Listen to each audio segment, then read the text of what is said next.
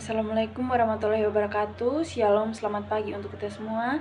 Terima kasih atas kesempatan yang diberikan kepada kami kelompok 6 untuk mempresentasikan hasil diskusi kami, yaitu tentang analisis dampak lalu lintas atau ANDALALIN. Sebelum kita masuk pada materi, izinkan saya perkenalkan diri. Perkenalkan, nama saya Darmita Muina, NIM 2022-520-102. Saya selaku moderator sekaligus pemateri. Untuk itu kita masuk pada materi yang pertama, yaitu pengertian analisis dampak lalu lintas. Pengertian analisis dampak lalu lintas atau disebut ANDALALIN adalah suatu lalu lintas dari suatu kegiatan yang dihasilkan dari pembangunan atau pengembangan di suatu kawasan tertentu. Pembangunan di suatu kawasan seperti pembangunan supermarket, rumah sakit, atau kampus dapat menyebabkan perubahan lalu lintas di sekitarnya. Hal ini terjadi disebabkan oleh perubahan tata guna lahan yang menghasilkan pergerakan arus lalu lintas keluar masuknya lokasi tersebut, sehingga berpengaruh pada pola pelayanan transportasi di wilayah yang bersangkutan. Penyebab perubahan lalu lintas di suatu kawasan tersebut disebabkan adanya pusat kegiatan yang baru yang akan menimbulkan bangkitan lalu lintas dan mempengaruhi lalu lintas yang ada di sekitar pusat kegiatan baru. Tujuan dari analisis dampak lalu lintas adalah untuk menilai sejauh mana pembangunan tersebut akan mempengaruhi arus lalu lintas, keselamatan, kenyamanan, serta kapasitas infrastruktur transportasi di daerah sekitar proyek. Yang pertama, mengidentifikasi dampak lalu lintas, menganalisis potensi peningkatan volume lalu lintas, kemacetan, dan perubahan perjalanan yang dapat terjadi sebagai akibat dari proyek tersebut. Yang kedua, evaluasi kapasitas jalan infrastruktur transportasi, menilai apakah jalan dan fasilitas transportasi yang ada dapat mengakomodasi volume lalu lintas tambahan yang mungkin timbul, serta menentukan apakah ada kebutuhan untuk meningkatkan atau perubahan pada infrastruktur tersebut.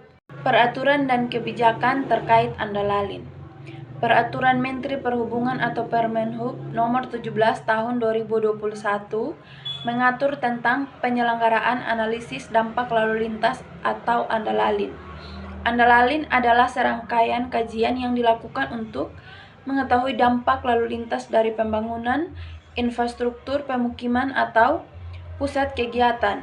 ANDALALIN wajib dilakukan jika kondisi lalu lintas dapat menimbulkan yang pertama itu 75 perjalanan atau kendaraan baru pada jam padat. Yang kedua, rata-rata 500 perjalanan atau kendaraan baru setiap harinya.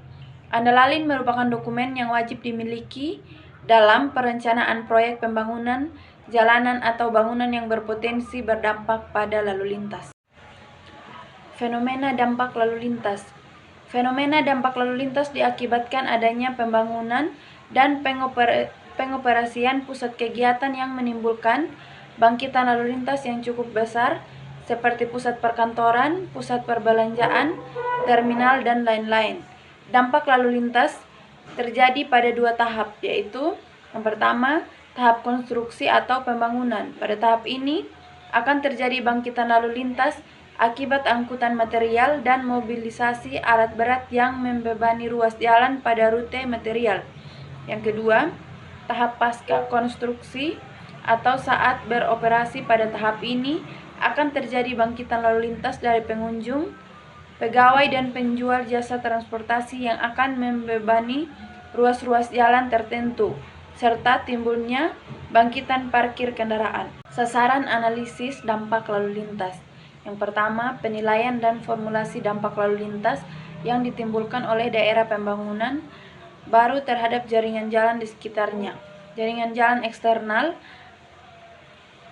khususnya ruas-ruas jalan yang membentuk sistem jaringan utama. Yang kedua, upaya sinkronisasi terhadap kebijakan pemerintah dalam kaitannya dengan penyediaan prasarana jalan, khususnya rencana peningkatan prasarana jalan dan persimpangan di sekitar pembangunan utama yang diharapkan dapat mengurangi konflik kemacetan dan hambatan lalu lintas.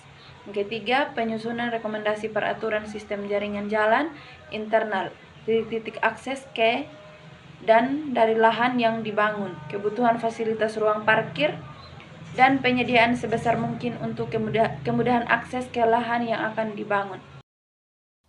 Baik, yang berikut analisis dampak lalu lintas. Yang pertama, dampak positif dibagi menjadi 3, yaitu yang pertama, peningkatan aksesibilitas dan mobilitas proyek pengembangan atau perbaikan jalan. Infrastruktur transportasi dapat meningkatkan aksesibilitas ke area yang sebelumnya sulit dijangkau. Hal ini mempermudah pejalan bagi masyarakat untuk meningkatkan koneksivitas antara wilayah dan mempercepat waktu perjalanan. Yang kedua, pengulangan kemacetan. Proyek pengembangan seperti penambahan jalur, perbaikan persimpangan, atau penerapan manajemen lalu lintas yang lebih baik dapat mengurangi kemacetan. Hal ini berpotensi memperlancar aliran lalu lintas, terutama di daerah yang sebelumnya padat kendaraan. Yang ketiga, peningkatan keselamatan lalu lintas. Pembangunan atau perbaikan fasilitas jalan seperti penambahan marka jalan, penerangan jalan, dana pengaturan lalu lintas yang lebih baik dapat meningkatkan keselamatan bagi semua pengguna jalan, termasuk pengemudi, pejalan kaki, dan pengendara sepeda. Yang berikut dampak negatif. Dampak negatif juga dibagi menjadi 3, yaitu yang pertama, kemacetan dan keterlambatan.